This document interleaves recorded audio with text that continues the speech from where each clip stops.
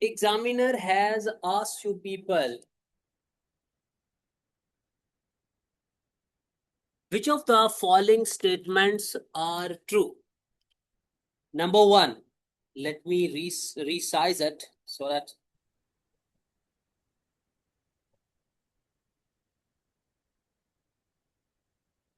now it is better. Tell me, guys. Says okay like this. Yes, sir. Which of the following statements are true? The fundamental principle of financial management for a profit company is the maximization of shareholder wealth. So can you people tell me this statement is right or wrong, guys? Right. We are Right, sir. studying from our start of the course of financial management that the maximization of shareholder wealth is the fundamental objective principle. The first statement is true. Then, according to value for money approach, effectiveness refers to minimizing the cost for inputs for achieving the target level of output. Can anyone tell me this is the Strong. definition of effectiveness? Tell me, guys. Sir, to ensure objectives were achieved. According to value for money approach, effectiveness refers to minimizing the cost of inputs for achieving the target level of outputs. Whether No. this is true statement or wrong, guys. Wrong, sir. It is wrong Wrong. because It's wrong. this is not a definition of effectiveness. This is the definition of efficiency. This is the definition of efficiency. So which statement in both of them, out of both of them is right? Only one. The first one. Now examiner was asking which two of the following are the part of fiscal policy of a government. Now, guys, whenever we have to talk about the fiscal policy, so we have to differentiate between the government is basically talking about the two policies. One is your monetary policy and the other one is the fiscal policy. In the monetary policy, what will happen that the central bank involvement would be there. Like if you people are talking about some kind of interest rates, you are talking about the money supply, inflations, that will be there in the monetary policy. In the fiscal policy, we will be talking about the taxation. The government is imposing the taxation and the government spendings, how much the government is spending on the economy. Like if the government is building up some educational institution, the government is building some hospitals like this, or the government's borrowing decisions, these all will be there in the kind of fiscal policy. So let's try it now. The first one, examiner is saying, which two of the following are the part of fiscal policy of a government? Regulation of interest rates? No, that will come in the monetary. Government, yes, government borrowing decisions, like this is good. Taxation policy, yes, the taxation policy will be discussed under the fiscal rules. Controlling money supply in the country, no, that will come under the monetary supply, guys. So which statement is true, guys? 2 and 3. 2 and 3. Now, examiner is asking you people, basically in this paragraph, examiner was asking you people the definitions. If you people memorize the definitions, you people would be able to understand very easily. What the examiner was asking which each of the following money market instrument to its description by dragging it to the target next to the description. Number one. Examiner is saying to you people that, let me increase the font, hold on.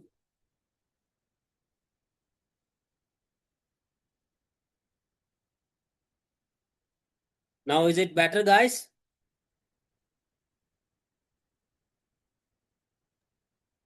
Yes, it's better. Okay. Now see, what the examiner is saying, examiner is telling you people, number one, a short-term promissory note issued by a company to raise funds directly from investors, typically unsecured and sold at a discount to face value. What is the definition of this, guys? Can anyone tell me? A short-term promissory note issued by a company to raise funds directly from investors. Anyone who can tell me? Commercial paper. What is this? Commercial paper. Commercial paper. Well done. Then an overnight short-term arrangement where a security is sold with a simultaneous agreement to repurchase it at a specific price on a future, effectively a collateralized short-term loan. So mean to say, you are under an agreement, short-term agreement, where you are selling a security and then you are having a repurchase agreement. What is this known as, guys? Repo. What is this known as? Repo. So you can see the repo is there. Repo agreement. Once you are selling something short-term and then you are going to buy back. Then a short-term government issued discount instrument carrying no coupon used to manage public sector liquidity and considered the benchmark risk-free instrument. So guys, government risk-free instrument, they are the treasury bills. So treasury bill would be there. Then the last, a negotiable instrument issued by a bank acknowledgement receipt of a fixed term deposit tradable in the secondary market before maturity. So what is this? Certificate of deposit. What is this, guys? Certificate of deposit. It is a negotiable instrument. Bank issues. The bank is giving you people acknowledgement, receipt of a fixed term deposit. You have deposit in the bank. So what will be the definitions now? The treasury bills should be going where, guys? This treasury bill should be going where? Tell me. Target 3. Target 3. So this will be target 3. Then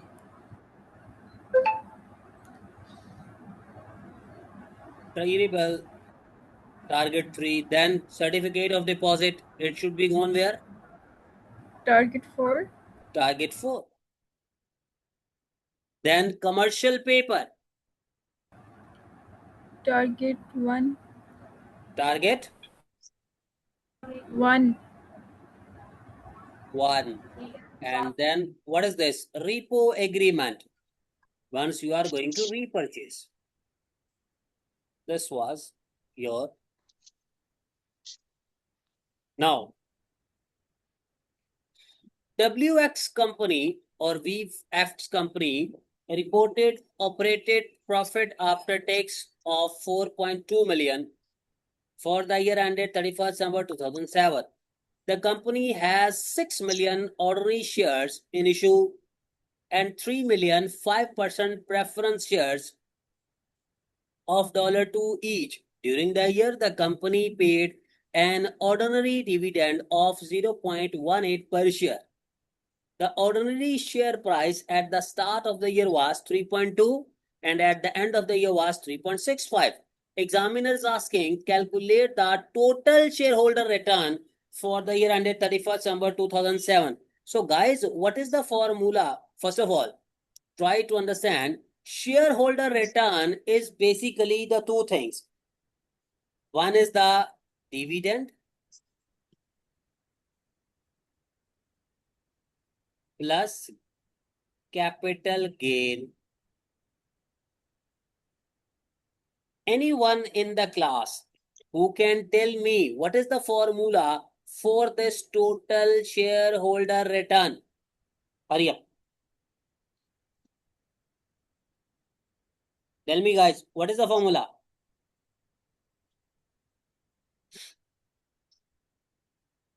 No one knows? Okay, Ria is telling, sir, dividend per share plus change in share price divided by share price at the start. Good, Ria. So, guys, what is the formula? You will take the dividend plus change in share price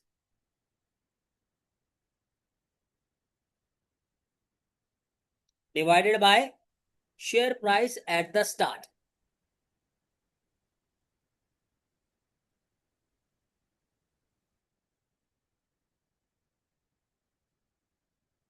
So apply the formula, guys. What was the dividend which this company has paid? 0.18. Change in share price mean now price and the before. Examiner is telling you what is the price. Now, end of the year was how much? 3.65 minus 3.20, then divide by 3.20, guys, and tell me what is the answer coming. Please tell me. Multiply by 100. How much is the answer?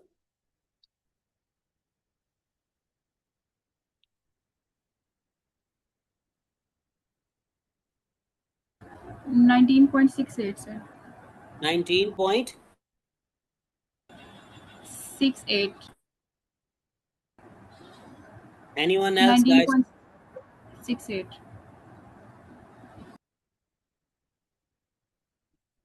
Young, what is the calculation answer? Please tell me. Okay, 19.7 we can say. It's okay. Yeah, 19.7.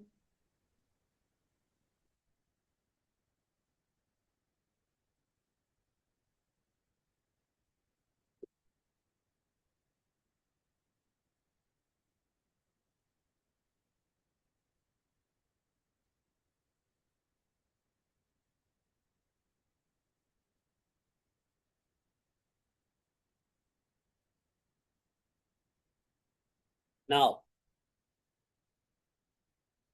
examiner is asking you people, which of the following correctly represents a conservative working capital financing policy? Now, the topic is financing policy of the working capital.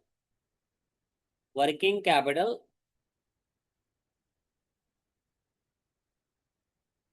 financing policy.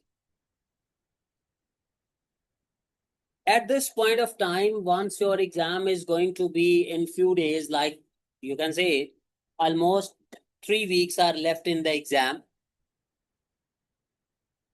So, you know, what will happen?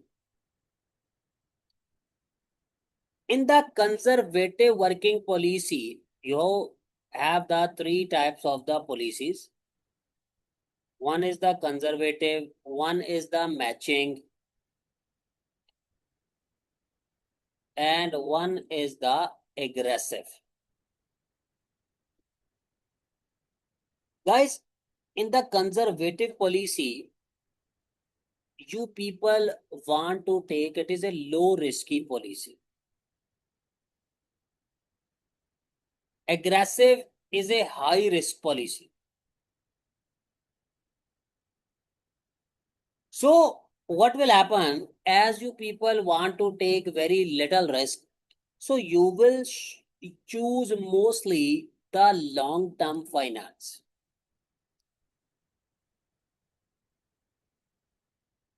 And as this is a high risk, so mostly we will use short-term finance.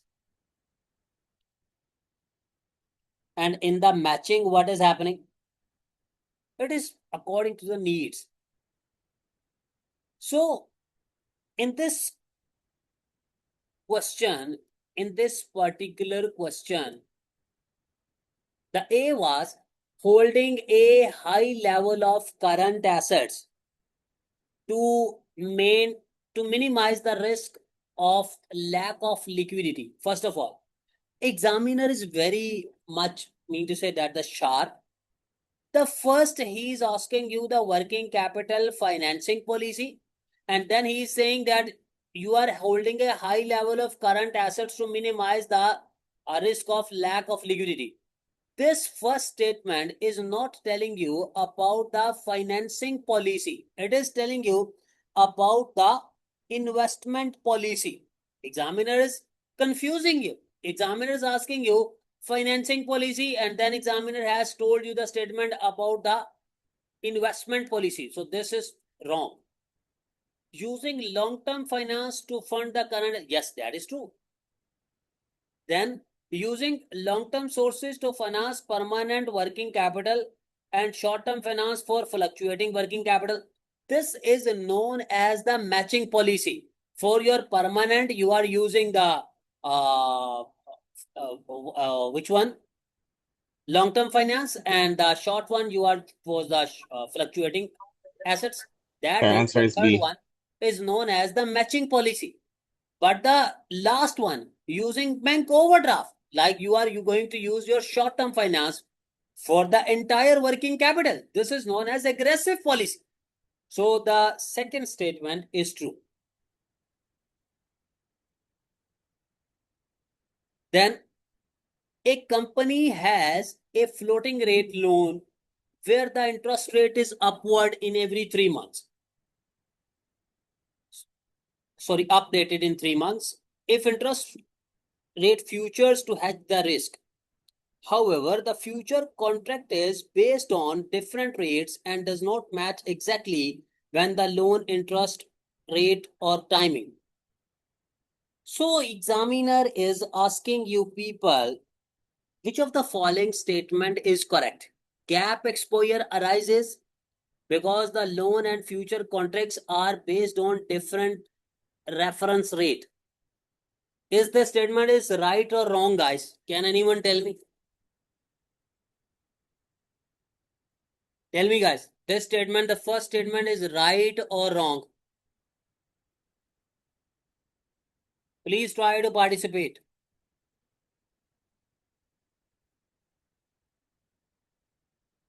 Guys, this is basically the definition. The first one is the definition of the basis risk.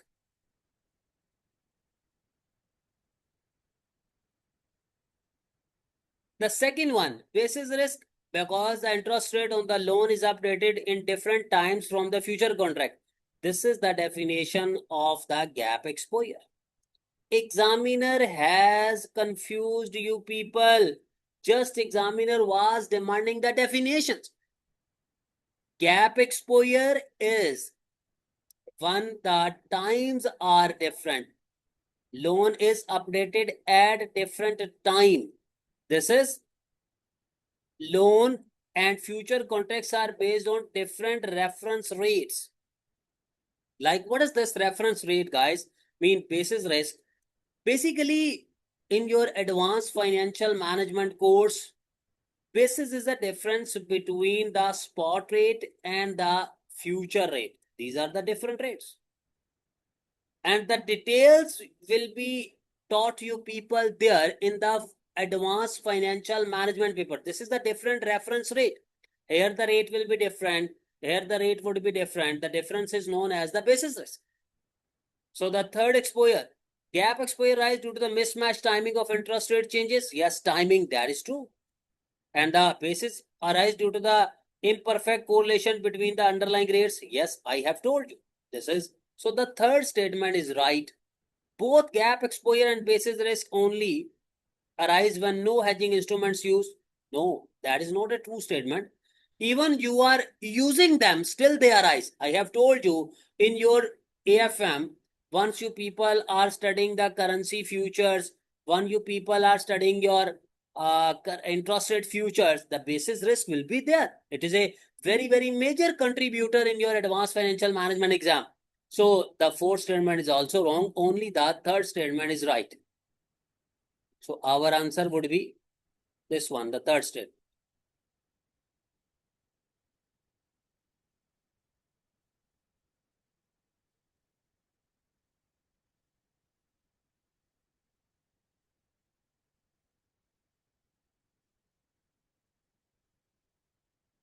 Now, H Technologies is evaluating an investments in a new division house whose business risk is different from its operations.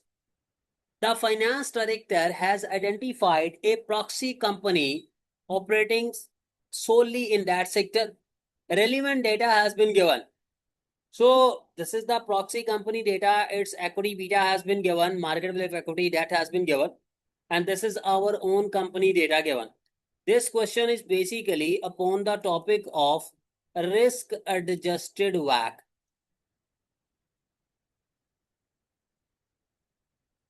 Whenever your company is going to change the business, they are going to a new business. So the existing cost of equity that cannot be used, because the beta which was previously being used, that is no more usable.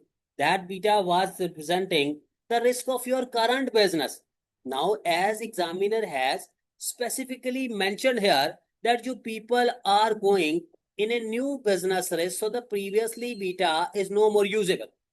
So whenever such kind of statements are given, so examiner will always provide you people.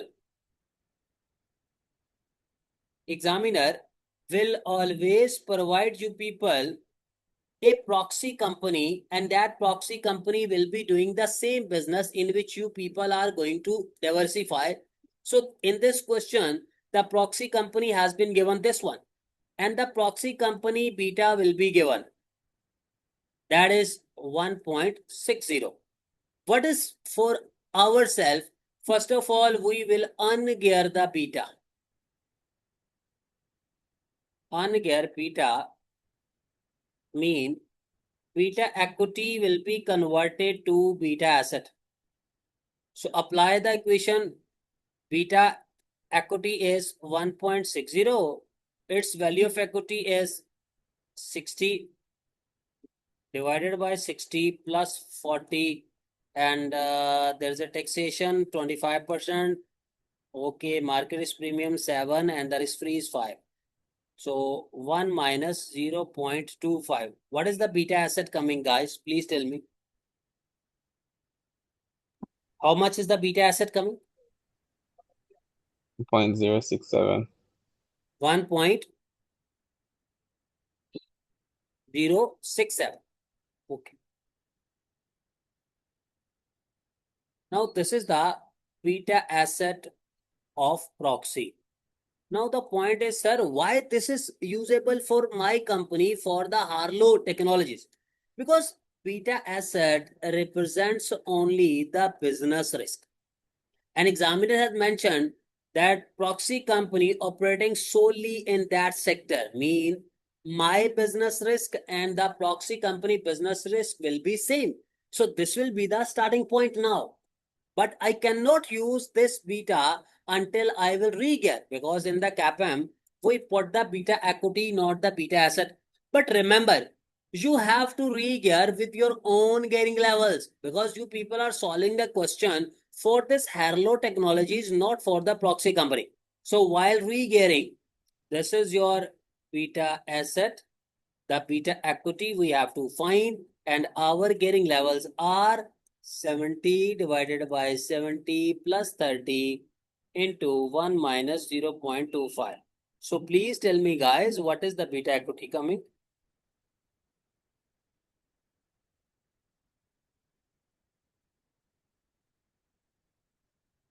How much?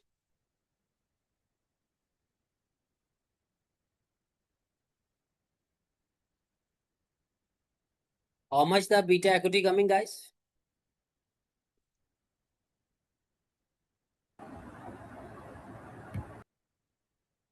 I need one student to give me the answers, please. Who will be doing the calculations? Iman, would you please do the calculations? Yes, sir. 1.40. 1 point. 40. Is this correct, guys? 1.40?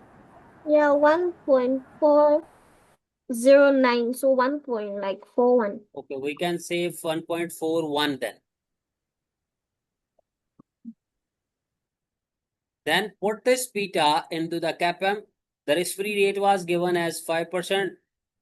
Beta we have calculated 1.41 and the market risk premium was given to you how much? 7. So what would be the answer, guys? Can anyone tell me? Final answer. 14.869. 14 point. 87. So we can say 14.9. Final answer. 87, so 14.9. 14.9 will be your final answer.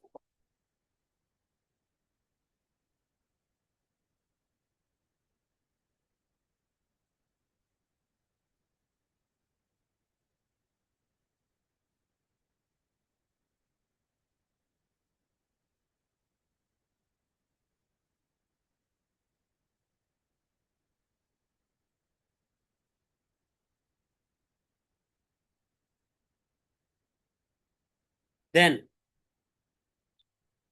which of the following scenarios would evidence a semi-strong firm market efficiency? Now see, in the semi-strong, which information will be valid for us? Public. So the asset price reflects all past market data. No, this is known as weak firm efficiency. The asset price reflect information public plus private. No, this is known as strong firm efficiency. Now, investors can consistently achieve above average returns by analyzing public information as asset price reflect all such information. Yes, that is true. By analyzing public information, everyone can have the same information in the market. So this one is true. The assets are fairly priced, even including secret information. No. The private information is the form of the strong firm efficiency, not the semi-strong. So the third one is true. Then, F company manufacturing, considering a machine costing 800,000 with a useful life of 3 years and residual value of 8,000. The annual lease payments are 24,000 payable in advance at the beginning of each year. The tax relief on the lease payment is received in 1 year arrears. The company pays corporation tax at a rate of 20% in arrears. The pre-tax discount rate is 10%. What is the present value of the lease payments? Very easy, guys. How many number of years are? How many number of years?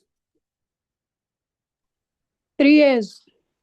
But we have to make the data for 4 years because the tax is payable 1 year arrears.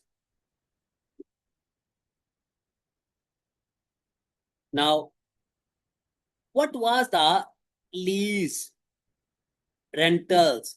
How much? 80,000. But 80,000. examiner is saying to you, no, this is not the lease rental, guys. This is the machine cost. Examiner is not asking you to calculate the present value of this lease decision. He's only asking you the present value of the lease payments. So just take the lease payments. The annual lease payments are how much? 24,000. 8,000. Payable in 24, sorry. advance at the beginning of each year. It means that the first lease payment will be done in the current year. How much was that? 24,000. 24,000. And then 24,000.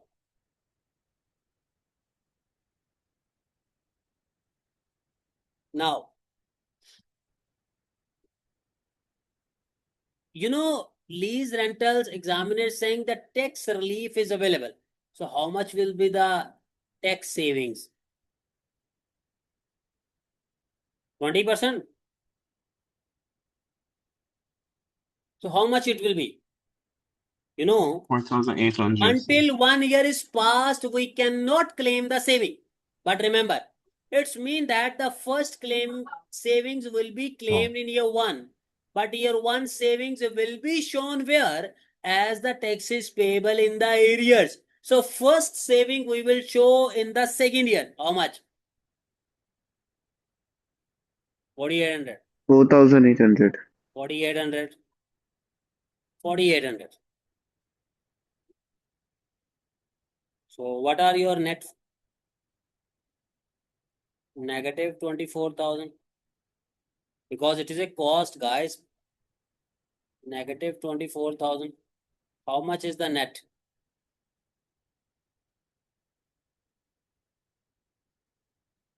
How much?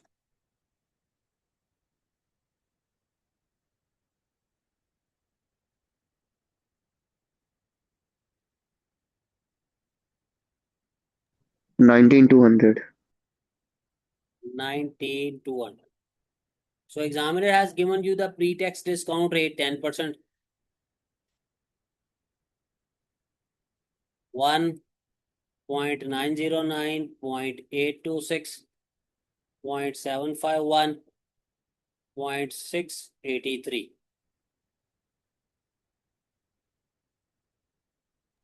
Year Or 4 we would is use the, sir, we using the 10% or we using 8%? where it is given the 8%, brother. Sir, we would take the 10% into 1 minus the tax. How much? Take the 10% pre into Okay. 1 minus the tax. Okay, now that was a good question. So guys, you tell me, we should take the pre-tax discount rate or after tax? Please tell me, guys. Post-tax. Post-tax. Pre-tax. No. Post-tax. In the lease, we will use the post-tax. That was the point I was trying to ask. So it is the 10% pre-tax. Make it after tax, guys. The tax rate is 20%. So how much will be the after tax rate?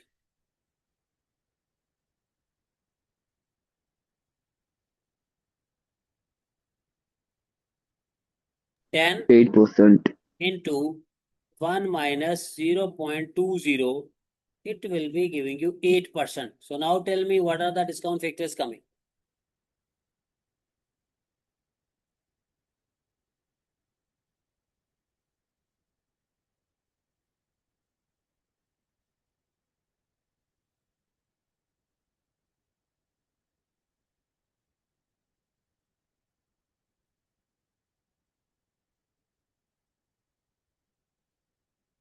So negative 24,000.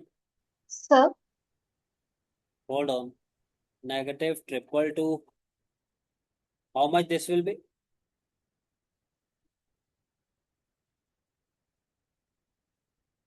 Negative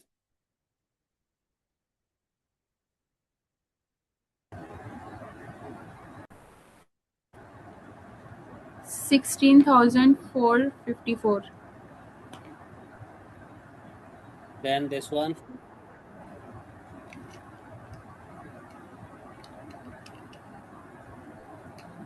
And what is your present value coming?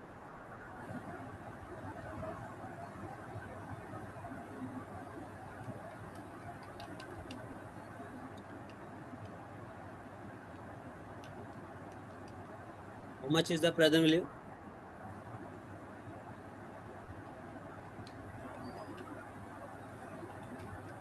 D, sir. How much?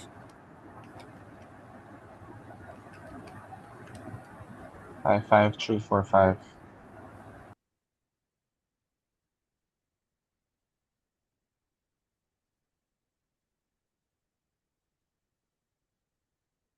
Five. 345. Last one. This one. Yes.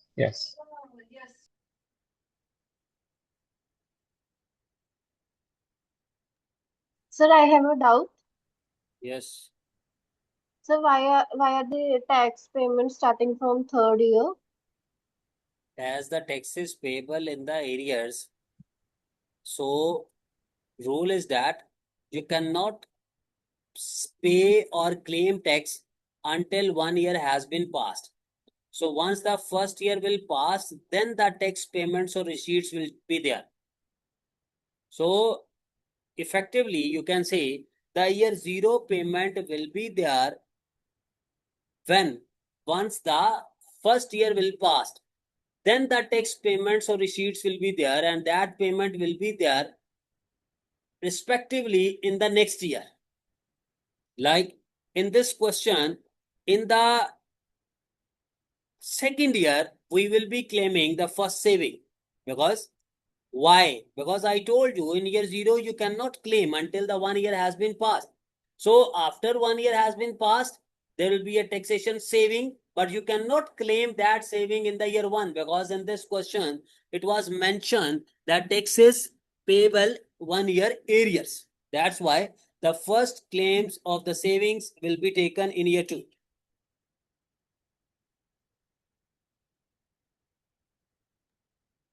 It works the same in practical life also. Which one? I said that it works the same in practical life also in real life. Yes, yes, it does. Okay.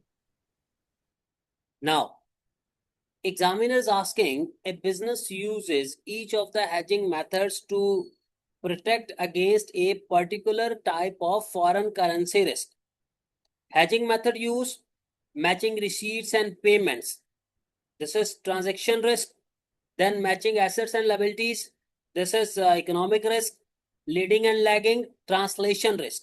Which of the hedging methods are suitable for their intended purpose?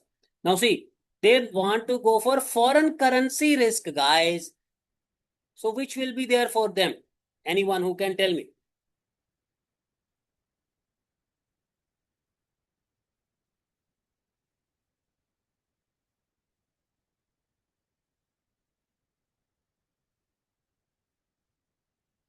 Tell me, guys, which will be applicable for them?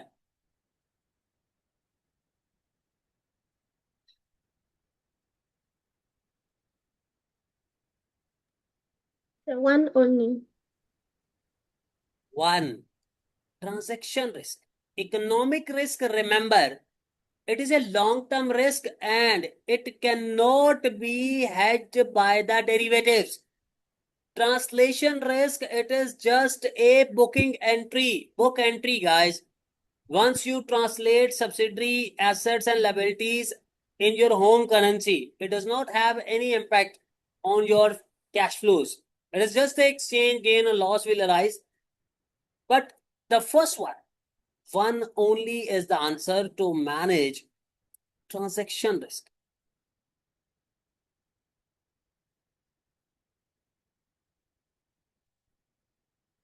Good question, this one.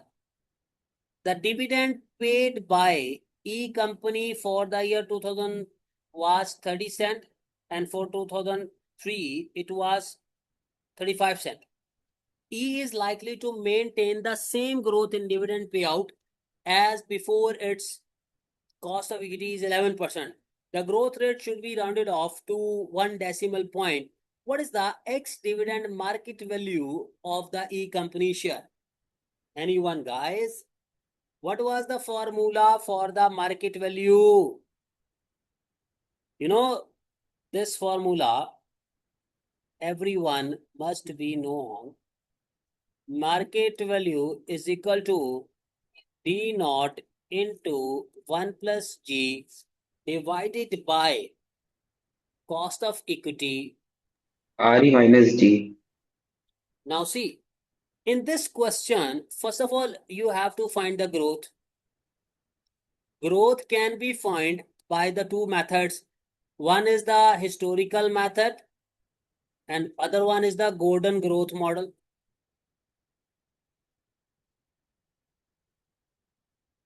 Now, in this question, can you people tell me which method would be applicable, guys? Very easy. Historical method. Why? Because the latest has been given, the earliest has been given. So, how much was the latest dividend? How much? 0.35. Earliest was how much? 0.30. And how much? 1 over how many years?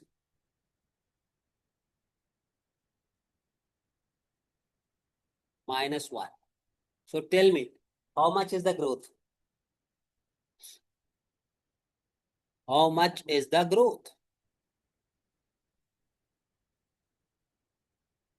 I think it is coming as 5.3. Yeah, 5.27. So we can say 5.3. So the dividend which we have just paid, that is 0.35 into 1.053. This cost of equity given 0.11 minus 0.053. So tell me guys, what is the answer coming? Hurry up.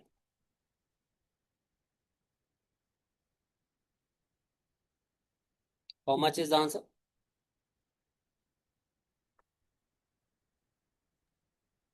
$6.47. So the last one is the answer, guys. This one.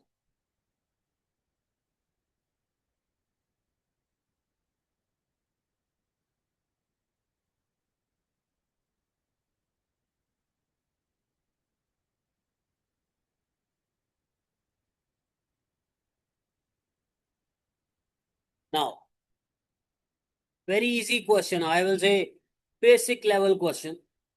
F company is considering 4 independent investment projects with the following details. Examiner has given you their initial investments and their cash inflows. Mean their NPV has been given. Capital for investment is currently restricted. Mean it is a capital rationing situation and the projects are divisible. Once the projects are divisible, so which method we apply, guys? Can you people tell me? Profitability index. Profitability index. And on the basis of this profitability index, we will rank the projects. So very easy. Apply the profitability index, guys. Apply this. How much will be the for the each NPV divided by initial investments? How much will be the profitability index?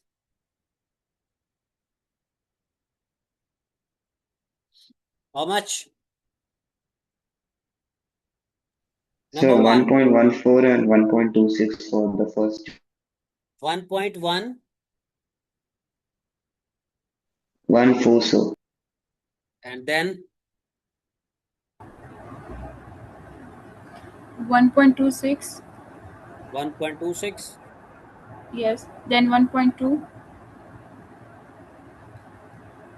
Then 1.36. So rank them. Who will be ranked first, guys? 1.36. Who is this? E. Then 1.26. The second one. This is the B. This is the first. This is the second. The B. Then which one is the third one? 20. This is again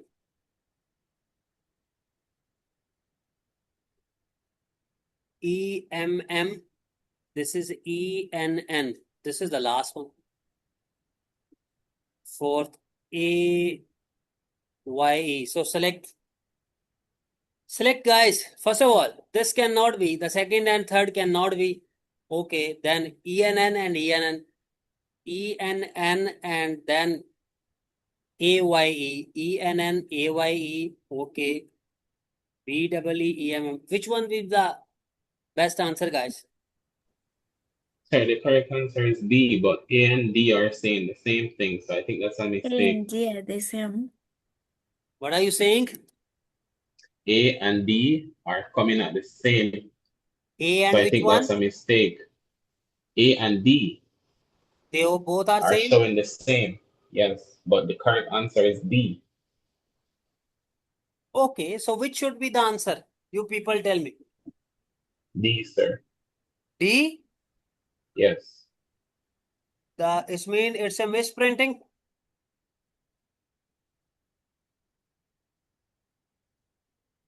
Because they both Yes, are sir. same. It's a misprinting, sir. So we can say, okay, we can select the D one, no problem.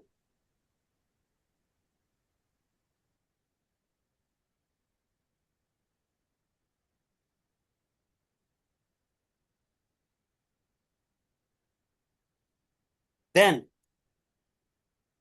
examiner was asking, identify by clicking on the relevant box in the table below whether the following statements about the exchange rate fluctuations and interest rate fluctuations are true or false. Using purchase par parity theory, a country with a high rate of inflation than its trading partner will over time see its currency appreciate relevant to the trading partner currency. This statement is right or wrong, guys? False. How this is false? Can anyone please tell me how this is false? So country with higher inflation rate tend to have a depreciation in the currency in the future, sir. Yes, but what it is he saying? High rate of inflation will see its currency appreciate. No, its currency will depreciate. So false. Under expectation theory, a downward sloping yield curve implies that the market expects short-term interest rates to fall in the future. This is true or false, guys? True. This is true. So maybe true, sir. It is true. In the downward sloping yield curve, mean in the inverted yield curve, the same happens. This is true, that the short-term interest rates fall in the future. Then, Marigold had issued 100 redeemable bonds some years ago on which interest was 7%. The interest for the current year has just been paid. The bonds are due for redemption in 2 years' time at a premium of 10% on the nominal value. Investors in the similar bonds require a yield of 10% per year. The current discount factors are given. What is the expected market value of the bond? Very easy, guys. Very easy question. Can anyone tell me? Anyone who can tell me what is the expected market value of the bond? Please. Very easy question. How you people compute the market value of the bond? Can you people please recall me? I have forgotten. Sir, nominal value into interest and into the annuity factor of the year, We sir. will take 2 years. interest and then in the last year redemption value. Interest we take on the coupon rate. The coupon rate is 7%. But those bonds are due for redemption in 2 years' time at a premium of 10%. You see, in this question, what was the problem basically? Examiner has not told you people the lifespan of the bond. It was told or not? No, sir. Only 2 years is mentioned. Was 2 years. So we will assume that the 2 years data was given. No problem. So we will say for the 2 years, 1 to 2, and this is the 2. Take the coupon rate. My question from you people, whether computing the market value, we take the interest after tax or before tax? Before tax. Before tax. So 7 and the redemption will be on the 10% premium. So in the last year, it will be how much? 110. So the 2 years annuity factor, how much was given? Now, point is, guys, do not make a mistake that you people are computing the discount factor or annuity factor at 7%. This is not applicable. 7% was the coupon rate. Examiner is confusing you. You people have to use for the discount factor, for the annuity factor. You people have to use before tax KD or other name gross redemption yield or other name required rate of return. This is the same names. So examiner has told you the investors in the similar bond required a yield of 10%. So this is that required rate of return. 10% you will use. At 10%, the 2 years. So can you people tell me how much will be this one? Now the things are for 2 years annuity factor at 10%, how much it would be? Sir, 2.487. 2.487. So now tell me, Sir, how I'm much? getting answer as 105, sir. How much? 105. 1? 105. Okay. How much this is coming? Please tell me.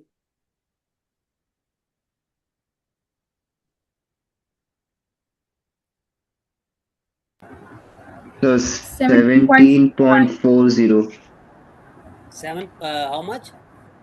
17.40. Sir होना चाहिए And this one? 90.8. 90.8. Add them.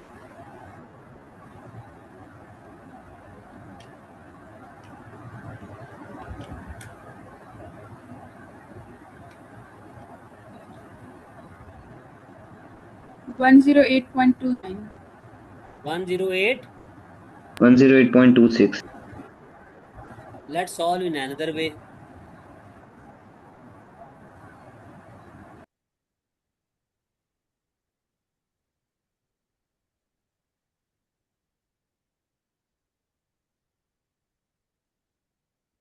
Here's 1, 2.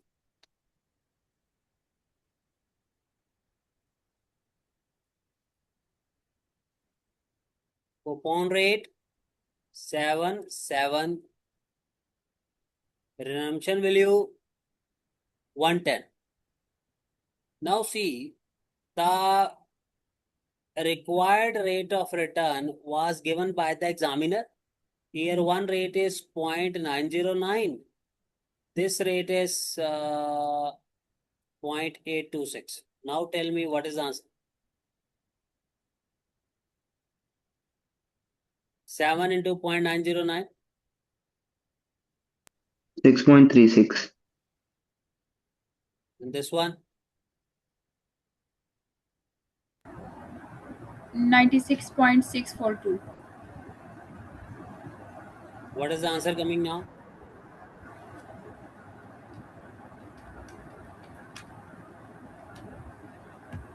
One zero 37. 102.96. 103. Now see, what is the basically technicality here? Examiner is saying to you people to apply these factors. Once we were applying the annuity factor, so our answer is coming as different. So it is means to say it is not, I will say, logic, but just to match the answer with the examiner, we are using this data. But if you people will use this one, that should be also a right answer, because 7 is being there with you people for 2 years. For 2 years, we can apply the annuity factor as well. Okay.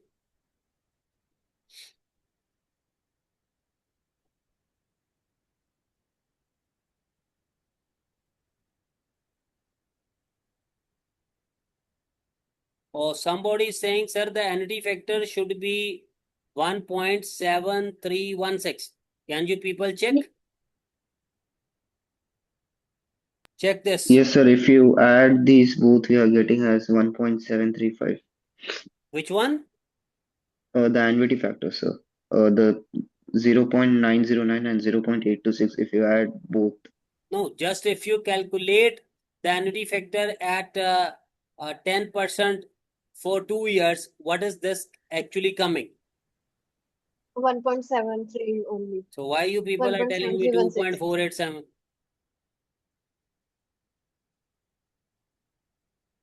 Now tell me, what is the annuity factor, Iman?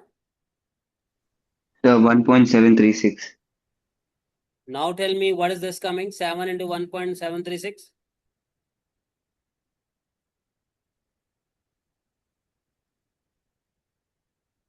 How much? Sir, it's 12.152. Then how much is the answer?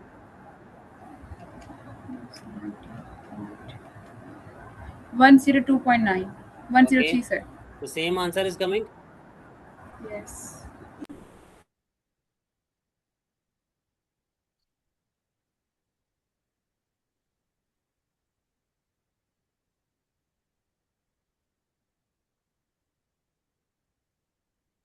Sir, it was my bad, sir. I said the annuity for 3 years, sir. Sorry. No problem, brother. It happens.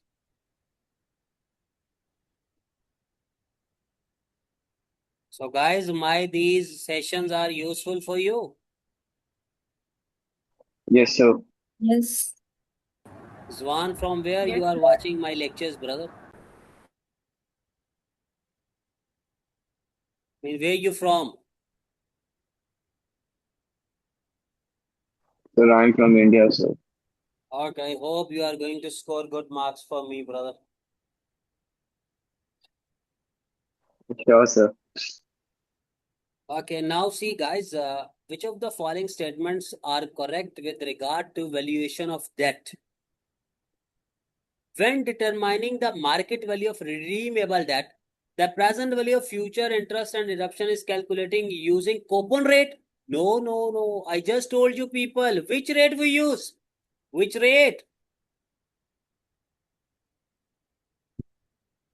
Before tax KD, we use YTM, we use required return. So this is wrong. Then the floor value of a convertible debt equals the market value with conversion options. Tell me guys. No.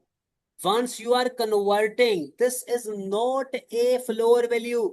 Floor value is without conversion, what will be the market value? So the second statement is also wrong. The conversion premium of a convertible debt is the difference between the market value and the current conversion value. That is true. The conversion value of a convertible debt equals to the number of shares on conversion multiplied by the share price. Yeah, that is also true. So the statement 3 and 4, they are true, but still the fourth statement is incomplete. What is the formula? You will take number of shares into share price into growth, 1 plus growth raised to power n. Examiner is telling you this one, but what we can say, the appropriate. So third and fourth will be the right answer.